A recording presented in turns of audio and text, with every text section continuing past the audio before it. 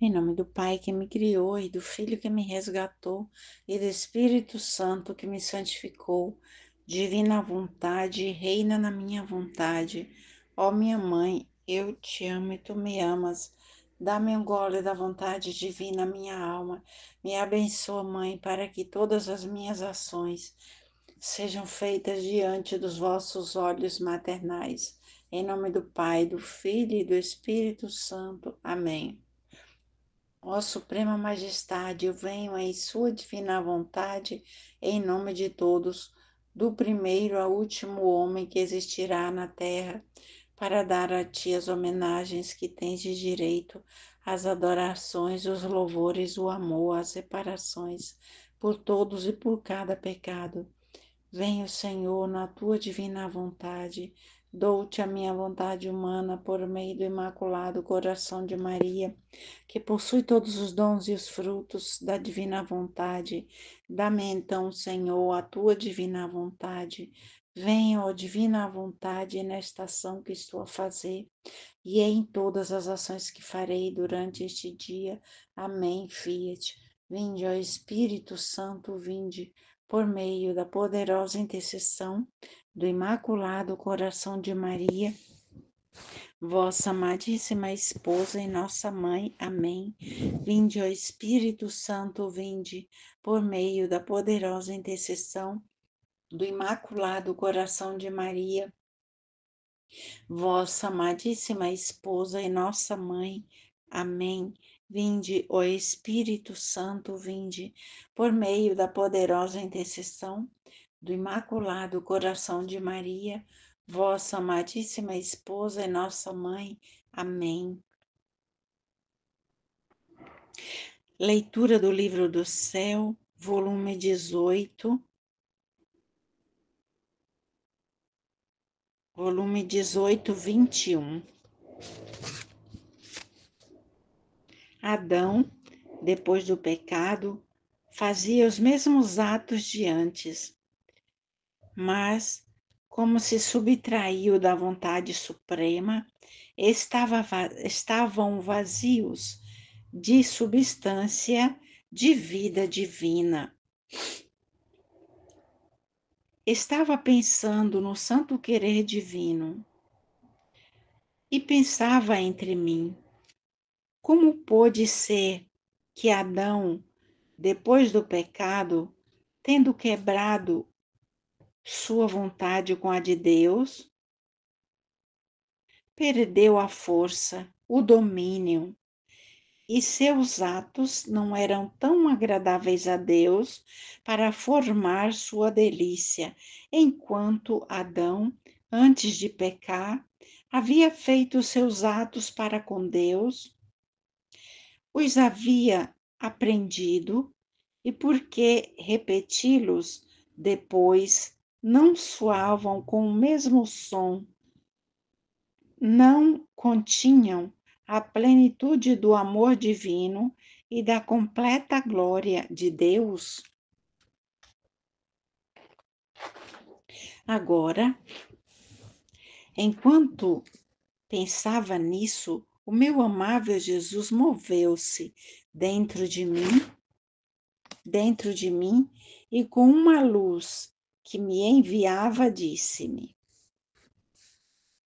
minha filha, antes de tudo, Adão, antes que se subtraísse de minha vontade, era meu filho, continha por centro de sua vida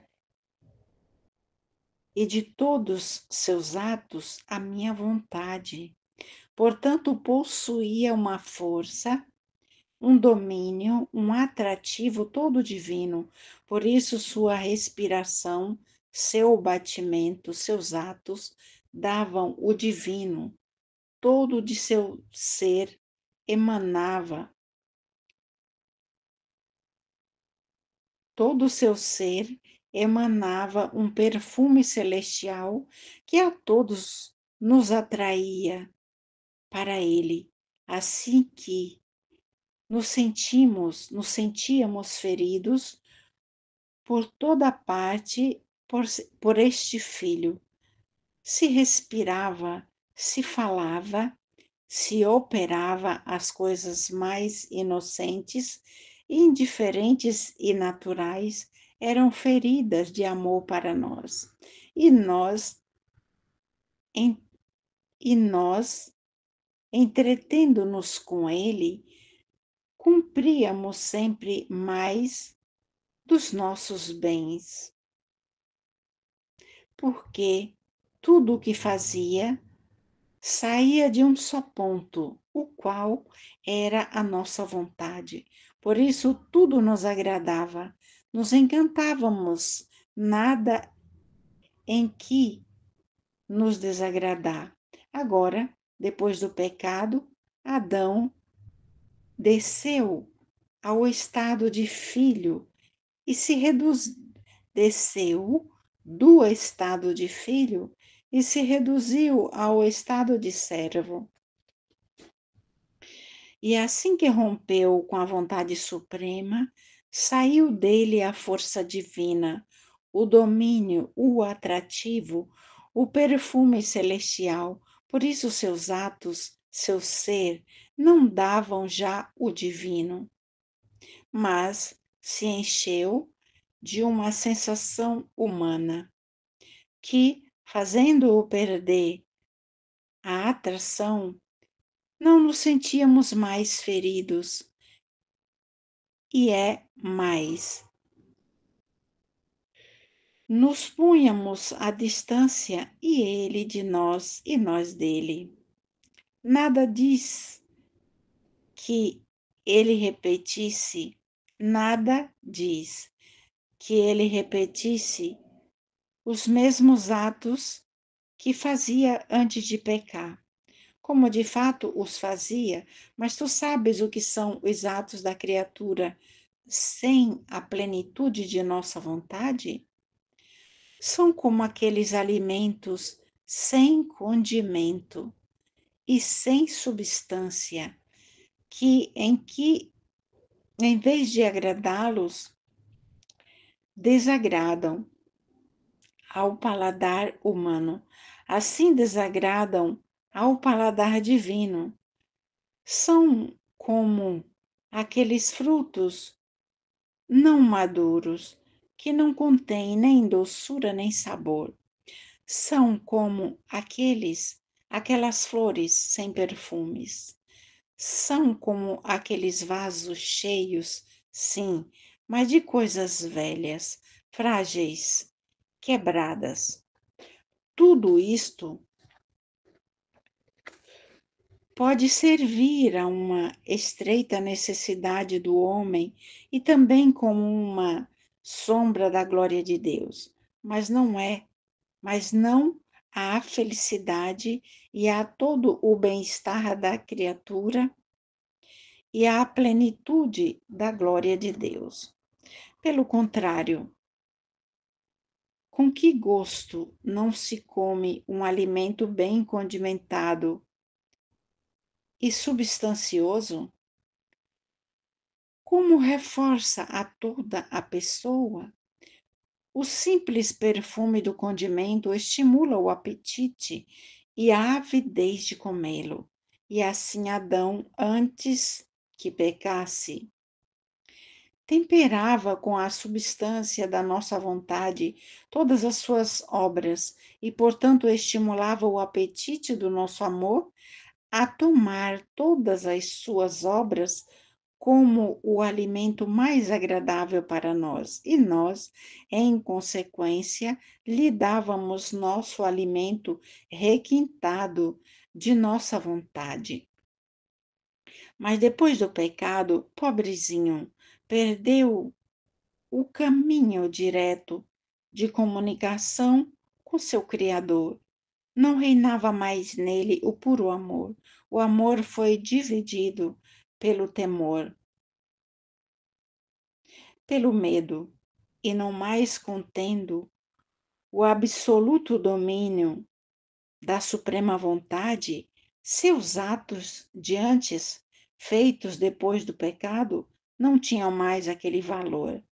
Muito mais, pois toda a criação, inclusive o homem, saiu do eterno Criador, que é como fonte de vida, na qual deviam conservar-se só com a vida divina, com a vida da divina vontade. Tudo devia estar baseado nela. E esta base de divino querer devia conservar todas as coisas belas, nobres, como tinham saído de Deus, como de fato estão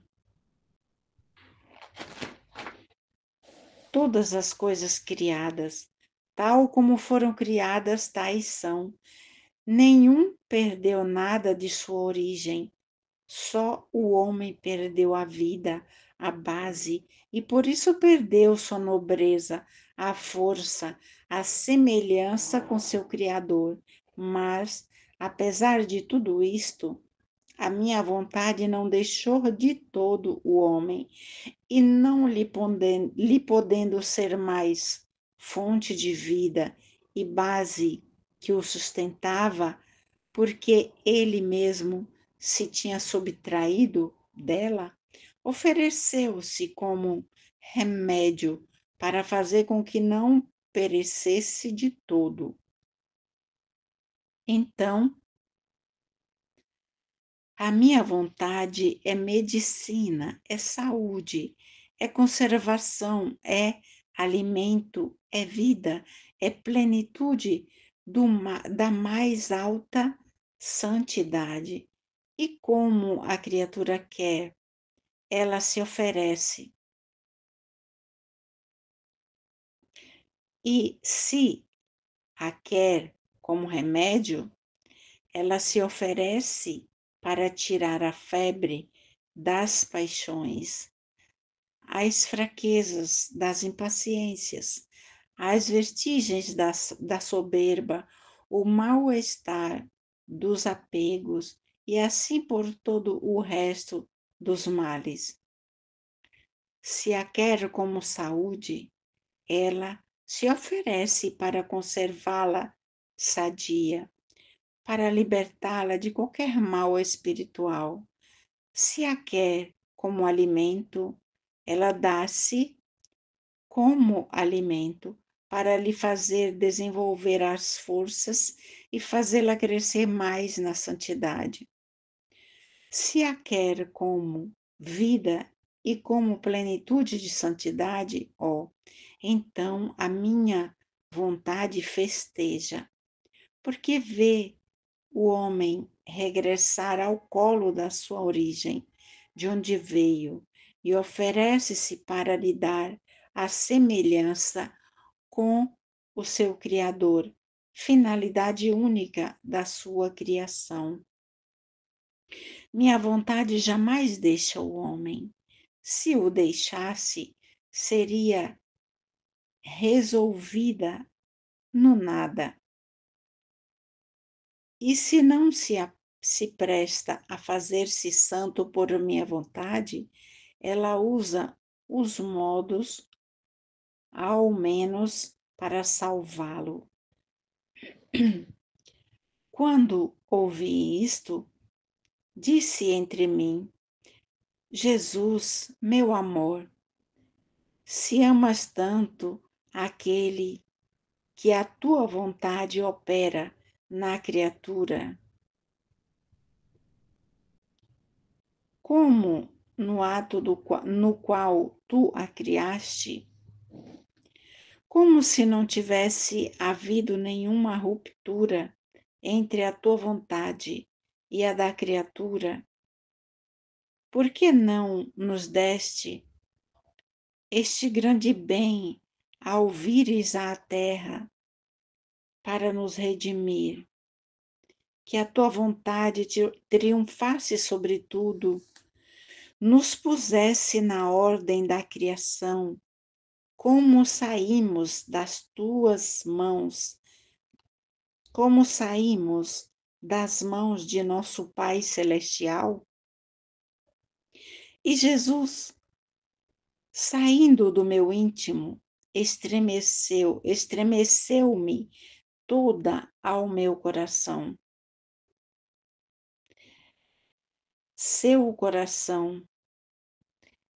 E Jesus, saindo do meu íntimo, estremeceu-me toda ao seu coração e com ternura indescritível me disse: minha filha, a finalidade primária da minha vida, da minha vinda à Terra, foi precisamente isto, que o homem retomasse ao seio do meu querer, como saiu dele quando foi criado. Mas, para fazer isto, tive que formar, por meio da minha humanidade, a raiz, o tronco, os ramos, as folhas, as flores, das quais deviam sair os frutos celestiais de meu querer. Ninguém tem o fruto sem a árvore. Esta árvore foi regada por meu sangue, foi cultivada por minhas penas, por meus suspiros e lágrimas. O sol que resplandeceu sobre ele foi só o sol de minha vontade. Portanto, com toda certeza, virão os frutos do meu querer. Mas, para desejar estes frutos, deve-se conhecer quão preciosos são, o bem que trazem, as riquezas que produzem. Eis porque, das tantas manifestações que te fiz de meu querer, eis porque das tantas manifestações que te fiz de meu querer, porque o conhecimento levará o desejo de comê-lo. E quando tiverem provado o que significa viver só para fazer minha vontade, se não todos, pelo menos em parte, voltarão sobre o caminho de meu querer. As duas vontades se darão o beijo perene. Não haverá mais luta entre a vontade humana e a do Criador. E a minha redenção, aos tantos frutos que deu, dará também o fruto do fiat voluntas tua, como no céu, assim na terra. Por isso, sê tu a primeira a tomar este fruto, e não queira outro alimento, nem outra vida, que minha só vontade. Morte do confessor, medo de fazer a própria vontade. Encontrava-me no máximo da minha aflição pela morte fulminante do meu confessor. As minhas tantas penas internas pelas frequentes privações do meu doce Jesus, quis acrescentar um golpe tão doloroso para o meu pobre coração, me privando daquele que era o único que conhecia a minha pobre alma. Mas o fiat voluntas tua, seja sempre feito, amado e adorado. A terra era indigna de possuir tal pessoa. Por isso o Senhor, para nos punir, o levou ao céu. Então, em minha imensa amargura, de ser deixada sem confessor,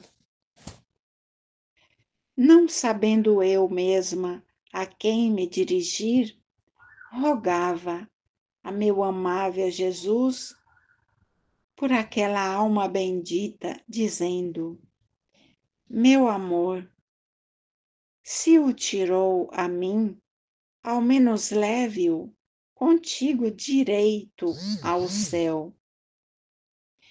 E chorando dizia-lhe: Ponho-o na tua vontade.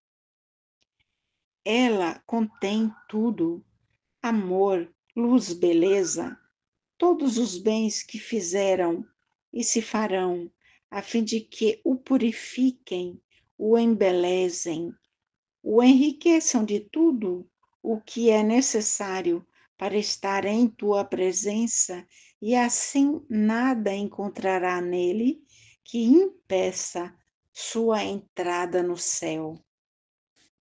Agora, enquanto fazia isto e dizia, vi diante de mim um globo de luz, e dentro daquela luz, a alma do meu confessor, que tomava o caminho do céu, sem me dizer nem sequer uma palavra. Eu fiquei consolada, sim, por sua sorte, mas extremamente amarga pela minha, e rogava a Jesus que, tendo-me tirado o confessor e não tendo eu a quem me dirigir, que, por sua bondade, me livrasse do aborrecimento que dava ao confessor, mas não como querido por mim, mas como amado por ele, porque sinto que se Jesus me concedesse como querido por mim, sentiria como se me faltasse a terra debaixo dos pés, o céu sobre a cabeça, o bater do coração. Assim, para mim, seria uma desgraça em vez de uma graça.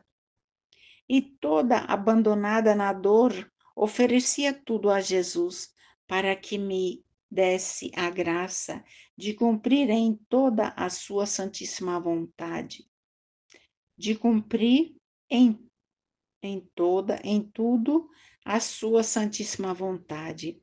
E Jesus, tendo compaixão da minha dor, estreitou-me toda a ele e disse-me: Minha filha, coragem, não temas, não te deixo. Estarei sempre contigo e prometo-te que, se nenhum sacerdote quiser prestar-se para a tua assistência, não querendo eles seguir a minha vontade, eu, não porque o queres tu, mas porque o quero eu, livrar-te-ei do seu aborrecimento. Por, por isso não temas, que não farei entrar tua vontade, e por meio farei tudo por mim. Serei zeloso, mesmo de teu respiro, que não entre nele tua vontade, senão só a minha. Depois, quando a noite chegava, eu sentia tal temor de que o bendito Jesus me surpreenderia e me faria cair no estado de meus sofrimentos habituais, que tremia e chorava, muito mais porque sentia como se eu quisesse que me libertasse. E o bendito Jesus saiu de dentro de mim e, pondo o seu rosto perto do meu, chorou tanto que senti o meu rosto banhado pelas suas lágrimas e, soluçando, disse-me: Minha filha, tem paciência. Recorda que sobre ti pesa a sorte do mundo. Ah, você não sabe o que significa estar neste estado de penas junto comigo, nem que seja meia hora ou 5 minutos. É minha vida real que se repete sobre a terra. É esta vida divina que sofre, que roga, que repara em ti, que translada em ti minha mesma vontade para fazer para fazer que opere em ti como operava em minha humanidade. E a você parece pouco? E fazendo silêncio, continuava chorando. Eu me sentia despedaçada ao ver Jesus chorar e compreendia que chorava por mim para me dar a graça de que sua vontade tivesse seus plenos direitos sobre mim e que mantivesse íntegra sua vida em minha alma e que minha vontade jamais tivesse vida. Assim que suas lágrimas eram para pôr a salvo sua vontade em minha pobre alma. Chorava também pelos sacerdotes, para lhes dar a sua graça, para que compreendessem as suas obras, a fim de que também eles se prestassem a cumprir a sua vontade.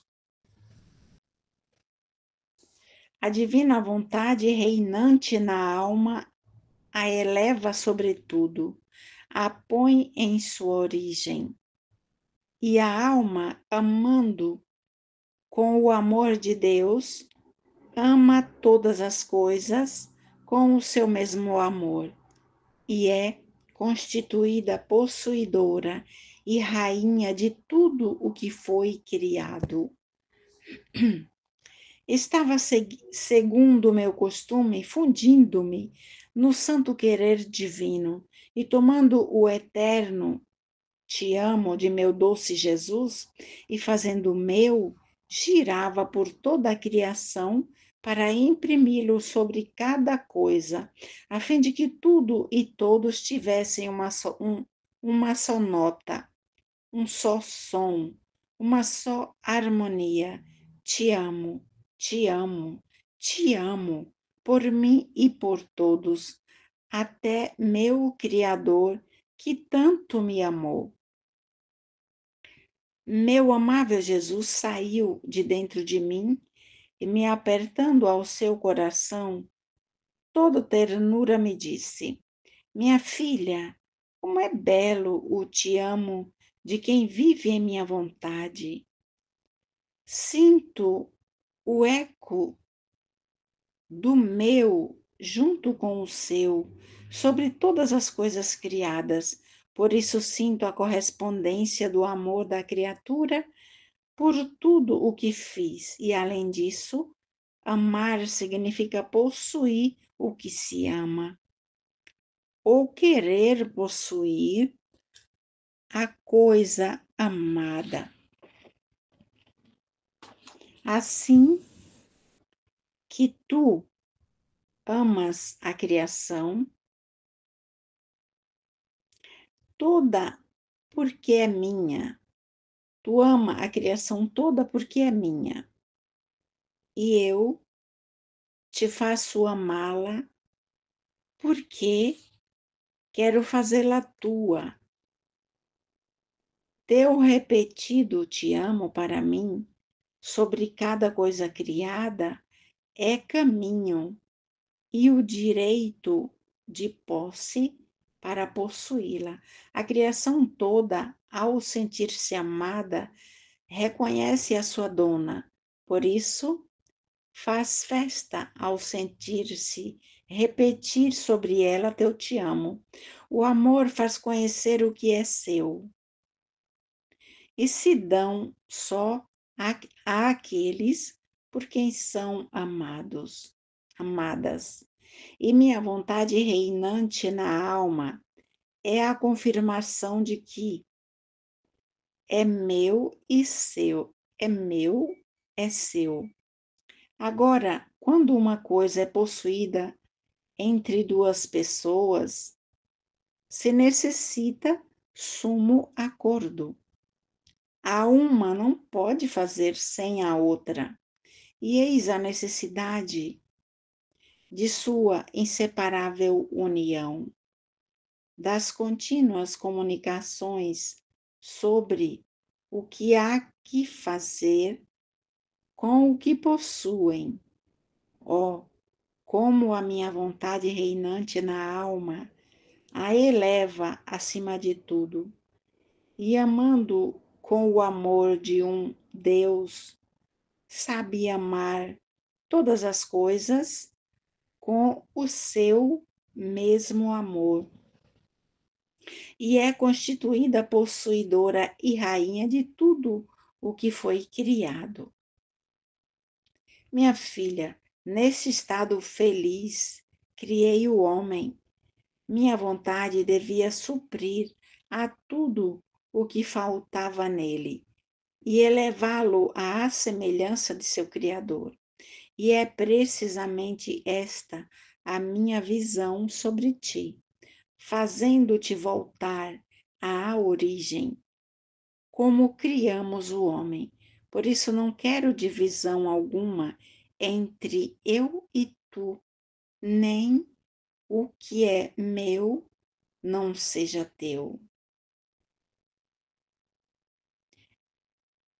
nem que o que é meu não seja teu, mas para dar-te os direitos, quero que reconheças o que é meu, a fim de que, amando tudo e correndo em todas as coisas, teu te amo, toda a criação te reconheça, ouvirão em ti o eco do princípio da criação do homem, e fazendo-se felizes, ambicionarão fazer-se possuir por ti. Eu te faço como um rei que, desprezado por seus povos, ofendido, esquecido, estes povos não estão mais sob o regime das leis do rei. E se alguma lei observam, é a força que se impõe sobre eles, não o amor. Assim, o pobre rei é obrigado a viver em seu palácio isolado, sem o amor. A sujeição e o avassalamento de sua vontade sobre os povos, mas, entre tantos, ele adverte que um só se mantém íntegro em fazer-se submeter em tudo e por tudo pela vontade do rei. É mais, repara, chora pela vontade rebelde de todo o povo e gostaria de refazer o rei, fazendo-se ato por cada criatura, para que encontre nele tudo o que deveria encontrar em todo o resto da cidade. Então o rei sente amar a este mantém-no sempre ante seus olhos para ver se é constante, e não por um dia, senão por um período de vida, porque só a constância é sobre o que o rei pode confiar e estar seguro do que quer fazer da criatura. Sacrificar-se para o bem um dia, sacrificar-se, fazer o bem um dia, é coisa fácil para a criatura, mas sacrificar-se e fazer o bem a toda a vida, ó, como é difícil. E se isso acontecer, é uma virtude divina obrante na criatura. Então, quando o rei se sente seguro daquele, chama-o a si no seu palácio, dá-lhe tudo o que deveria dar a todo o povo, e pondo de lado todos os demais, faz sair dele a nova geração do seu povo eleito, os quais não terão outra ambição senão viver somente da vontade do rei, todos subjugados a ele, como tantos partos de suas entranhas. Não te parece, minha filha, que é precisamente isto que estou a fazer por ti? Esse contínuo te chamar em minha vontade, a fim de que não a tua viva em ti, mas a minha. Aquele querer de ti que, sobre todas as coisas criadas, e desde o primeiro até o último homem que virá, encontre a nota de teu te amo, de tua adoração a teu Criador, de tua reparação por cada ofensa. Não diz claramente que quero tudo para te dar tudo e que, elevando-te sobre tudo, quero que regresse em ti minha vontade íntegra, bela, triunfante, como saiu de nós no princípio da criação? Minha vontade foi o ato primeiro da criatura. A criatura teve seu ato primeiro em minha vontade, e por isso quer fazer seu curso de vida nela. E se bem foi sufocada no início de seu nascimento na criatura, mas não ficou extinta, e por isso espera seu campo de vida nela. Não queres ser o primeiro campinho dela? Por isso, seja atenta. Quando quiser fazer alguma coisa, não a faça jamais por você mesma, senão que a faça, me peça que a faça minha vontade em você. Me peça que faça minha vontade em você. Porque a mesma coisa que a faz você soa mal. Dá de humano. Em troca, se a faz minha vontade, soa bem, harmoniza com o céu, é sustentada por uma graça e poder divinas. É o Criador que opera na criatura. Seu perfume é divino e, elevando-se, abraça a todos com um só abraço, de modo que todos sentem o bem do agir do Criador na criatura. A vontade humana é a traça que rói todos os bens e a chave que abre todos os males. Cada ato de vontade humana, não unida com a de Deus, forma um abismo de distância entre o Criador e a criatura. Estava pensando entre mim, por que tanto temor em mim, tanto de sentir falta da vida? Se jamais não fizesse de tudo e por toda a santíssima vontade de Deus, o único pensamento me destrói. O que será se chegar a me subtrair ainda por um só instante da vontade suprema e adorável de meu Criador?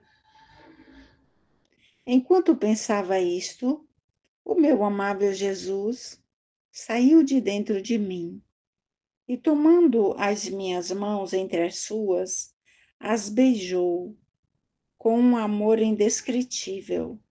Depois as apertou ao seu peito, forte, e toda ternura me disse: Minha filha, como é bela minha vontade obrante em tuas mãos.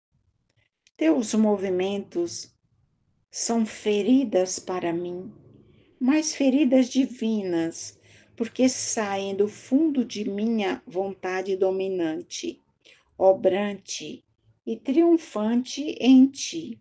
Então, me sinto ferido como por outro eu mesmo. Com justa razão temes, se por um só instante saísses da vontade suprema. Oh, como descerias no baixo, quase te reduzirias do estado de Adão inocente ao estado de Adão culpado. E como Adão tinha sido criado como cabeça de todas as gerações, a sua vontade subtraída do seu Criador formou a traça na raiz da árvore de todas as gerações. Por isso, todos sentem as ruínas que formou a traça da vontade humana, desde o princípio da criação do homem. Cada ato de vontade humana, não conectada com a de Deus, forma um abismo de distância entre o Criador e a criatura, portanto, distância de santidade, de beleza, de nobreza, de luz, de ciência, etc. Então, Adão não fez outra coisa com subtrair-se da divina vontade que pôr-se à distância do seu Criador. Esta distância o enfraqueceu, o empobreceu, desequilibrou tudo e levou o desequilíbrio a todas as gerações, porque quando o mal está na raiz, toda a árvore está obrigada a sentir-se os efeitos malignos, os humores nocivos que há na raiz. Então, minha filha, tendo te chamado a ti como primeira e chefe da missão da minha vontade, esta minha vontade deve pôr em ti o equilíbrio entre tu e o Criador, e, portanto, tirar a distância que há entre a vontade humana e a divina, para poder formar em ti a raiz da árvore sem humores maus,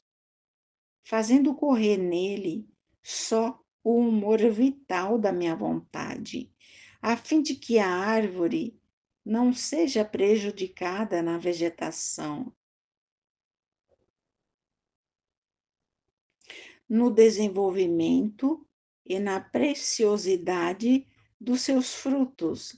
Agora, se você quisesse fazer um ato de sua vontade, não conectada com a minha, viria a formar a mariposa, a missão que te confiei.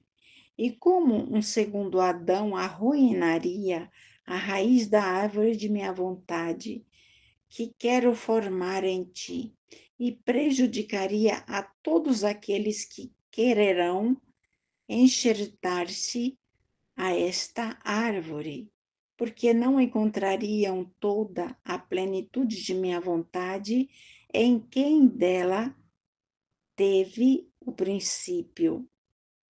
Por isso sou eu que ponho esse temor em tua alma, a fim de que minha vontade seja sempre dominante em ti, e todas as manifestações que te fiz estejam sempre em vegetação para formar raízes, troncos, ramos, flores e frutos divinos, sem a sombra de tua vontade humana.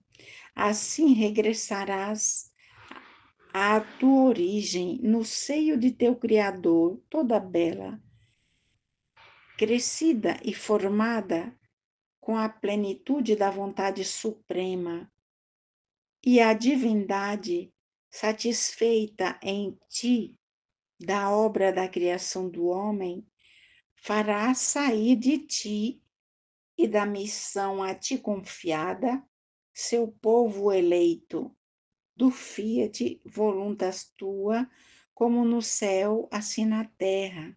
Por isso, sê atenta, minha filha, e não queiras arruinar a obra de minha vontade em ti. Amo-a tanto e custa-me tanto que usarei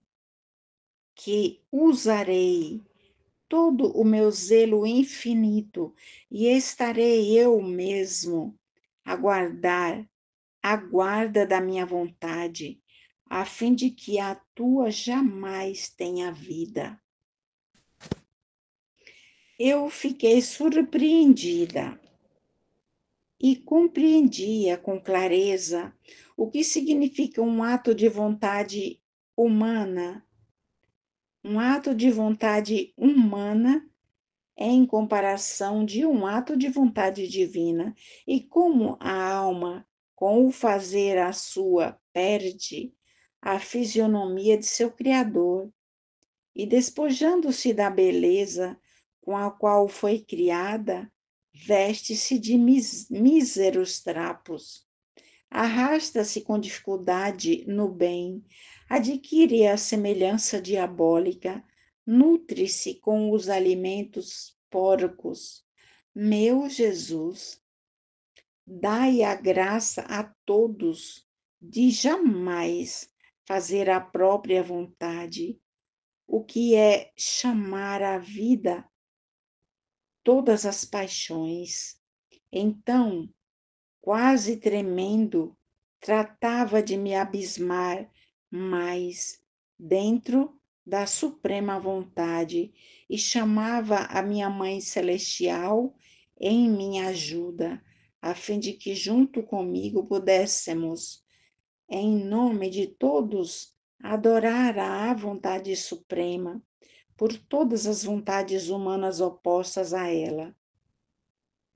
Agora, enquanto fazia isso, o céu se abriu e meu Jesus saiu de dentro de mim, tudo em festa, e me disse: Filha do meu querer, você deve saber que quando reina íntegra a minha vontade na alma, tudo o que a alma faz é o desenvolvimento da vida de minha eterna vontade nela, assim que não foi você quem chamou a minha divina mãe, senão eu mesmo, senão minha mesma vontade que a chamou, e sentindo-se chamada por uma vontade divina que sempre foi íntegra e triunfante nela, advertiu súbito que uma da família celestial a chamava à terra e disse a todo o céu: Vamos, vamos, é uma de nossa família que nos chama a cumprir os deveres da família à qual pertencemos. E aqui olhe para todos, e aqui olhe para todos em torno de nós, a Virgem, os santos, os anjos, para fazer seu ato de adoração que você quer fazer. E a divindade para recebê-lo. Minha vontade tem tal poder que encerra tudo e faz com que todos façam a mesma coisa, como se fosse um só ato. Por isso, a grande diferença que há entre quem faz reinar a minha vontade nela e entre quem vive do próprio eu. Na primeira está uma vontade divina que reza, que obra, que pensa, que olha, que sofre. A cada movimento seu, move céu e terra e une tudo junto, de maneira que todos sentem a potência da divina vontade obrante na criatura. Descobrem nela a nobreza, a semelhança, a filiação de seu Criador, e como filha da família celestial, todos a protegem, a assistem, a defendem e a suspiram junto com eles na pátria celestial. O contrário para quem vive da própria vontade. Ela é a chave do inferno, das misérias, das inconstâncias, onde ela abre, não abre, onde ela abre, não sabe abrir outra coisa senão onde está o mal. E se acaso faz algum bem, é aparente, porque dentro está a mariposa do próprio querer, que rói tudo. Por isso, ainda que te custe a vida, não saias jamais, jamais de minha vontade. Cada manifestação sobre a vontade divina é uma bem-aventurança que brota de Deus. E cada ato de vontade humana rejeita esta bem-aventurança. Cada manifestação sobre a vontade divina é uma bem-aventurança que brota de Deus. E cada ato de vontade humana rejeita esta bem-aventurança. Sentia-me oprimida por tantos pensamentos que giravam em minha mente, com o agregado da privação de meu doce Jesus.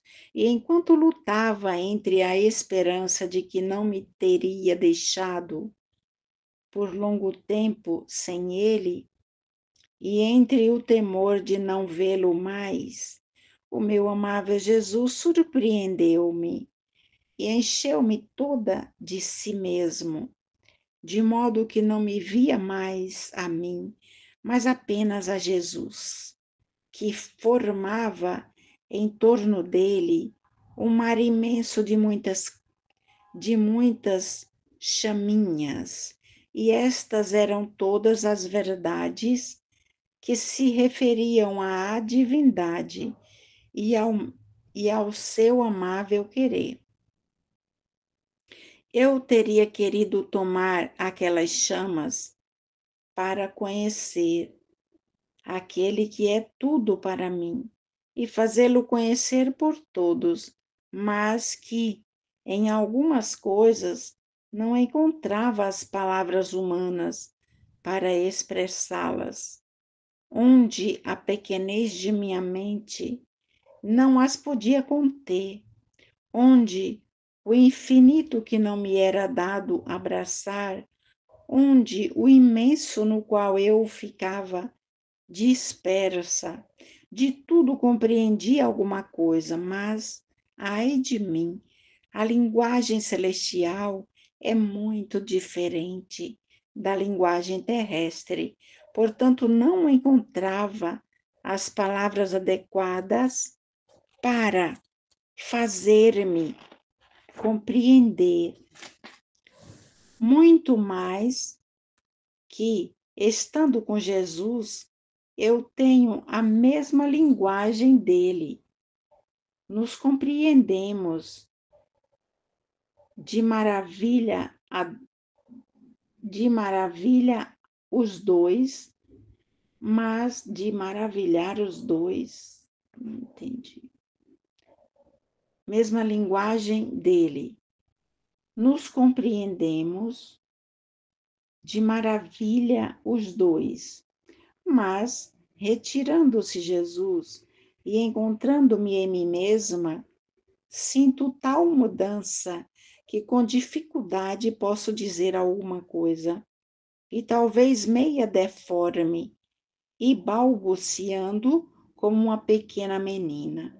Então, enquanto nadava naquele mar de chamas, meu amado Jesus me disse: é justo que a pequena recém-nascida de meu querer supremo tome parte nas bem-aventuranças, alegrias e felicidades daquele que a trouxe à luz. Todas estas chagas que tu vês no mar interminável da minha vontade são símbolos das bem-aventuranças, alegrias e felicidades secretas que ela contém.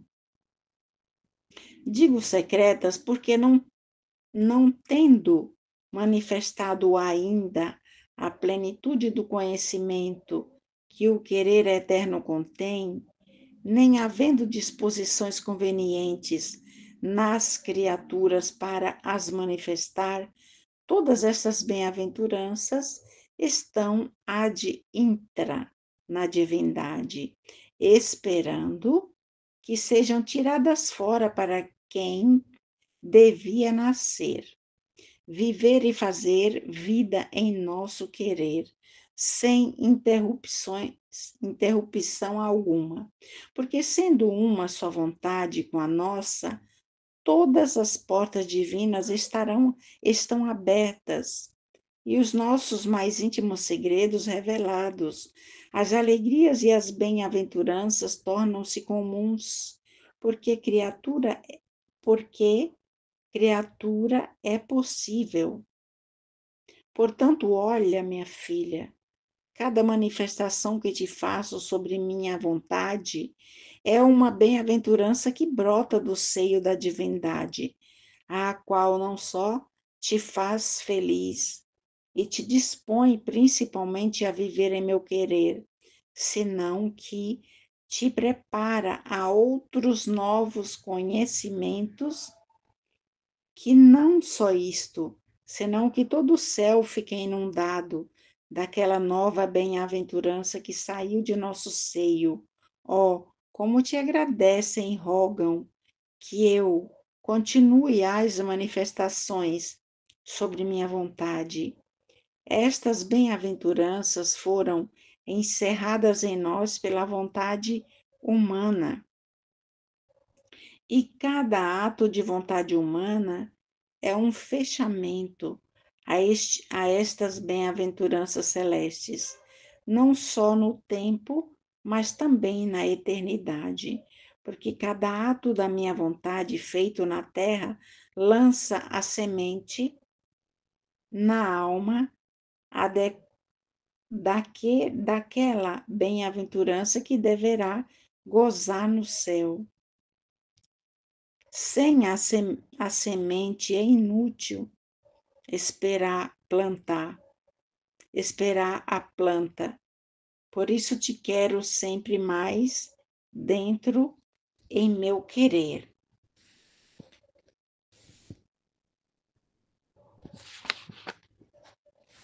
Cada manifestação sobre a divina vontade é um parto dela, e cada ato feito nela é água que forma para engrandecer o mar da vontade eterna em torno da alma. Sentia-me toda imersa no santo querer divino. Um ar celestial e divino me circundava, e uma luz inacessível me fazia presentes, como em ato. Todos os atos do querer supremo, os quais, encontrando em mim o mesmo querer, me davam seu beijo e seu amor, e eu lhes dava novamente meu beijo e imprimia meu te amo, meu amo em cada ato do querer eterno. Parecia-me que todos queriam ser reconhecidos por mim para ter minha correspondência, acordo perfeito e possessão recíproca. Agora, enquanto me encontrava nesse estado, meu doce Jesus saiu de dentro de mim e com suas mãos divinas me amarrava naquela luz, de modo que nada mais me via que a Jesus, que nada mais via que a Jesus, sua vontade e tudo o que ela fazia. Como me sentia feliz, quantas alegrias inexprimíveis sentia. O próprio Jesus estava todo em festa e estava tão contente por me ver toda para o seu querer e no seu querer, que parecia que esquecia tudo para se ocupar só da sua vontade, a fim de que fosse completa em mim e, triunfando sobre tudo, pudesse ter a finalidade para a qual todas as coisas foram criadas. Depois me disse: minha filha, pequena recém-nascida da minha vontade, tu deves saber que quem nasceu na minha vontade pode ser também mãe, dando à luz a muitos filhos ao meu supremo querer. Para ser mãe é necessário ter matéria suficiente no interior para poder formar com seu sangue, com sua carne e com os alimentos contínuos o parto que se quer dar à luz. Se não há germe e matéria suficiente, é inútil esperar ser mãe. Agora em ti, tendo nascido do meu querer, está o germe da fecundidade, como também está a matéria suficientíssima de todas as manifestações que te fiz acerca do meu querer. Cada conhecimento que te dei, pode-se dizer que pode dar à luz um filho à minha vontade. Seus atos contínuos em meu querer são alimentos abundantes para formá-los primeiro em ti, a estes filhos do céu, e depois tirá-los fora como triunfo, honra, glória e coroa, minha vontade, e coroa de minha vontade, e perene alegria da mãe que os pariu. Veja então o que significa uma manifestação demais, é um parto demais que faz minha vontade, é uma vida divina que sai para bem das criaturas, é um debilitar as forças da vontade humana para constituir nela a força da vontade divina. Como deves estar, como deves então estar atenta a não perder nada, mesmo das mais pequenas manifestações que te faço, porque virias a tirar-me a honra de ter um filho a mais que pode narrar a todos um bem a mais sobre minha vontade, para dá-lo às criaturas, e então poder amá-lo demais e fazer-se subjugar pela potência do meu supremo querer.